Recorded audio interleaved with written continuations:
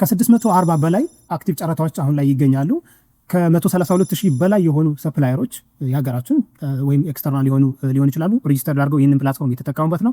በጣም ብዙ ሰፕላየሮች፣ ኮንትራክተሮች እና ሰርቪስ ፕሮቫይደሮች ከ49,000 በላይ የሆነ ጨረታን አዋርድ ተደርገው ጨረታን አሸንፈው ስራ እየሰሩ ይገኛሉ። ይህንን ሰርቪስ ፕሮቫይድ እያደረገልን ያለው ፕላትፎርም ኢጂፒ ተብሎ ይጠራል። ኢጂፒ ፕላትፎርም ማለት የገቨርንመንታል አንድ ፕላትፎርም ነው። የትኛውም ገቨርንመንታል ኦፊሶች አብዛኛዎቹ በተለይ ዩኒቨርሲቲዎች፣ የትኛውም የገቨርንመንታል ኦፊሶች ጨረታቸውን እዛ ላይ እያወጡ ይገኛሉ።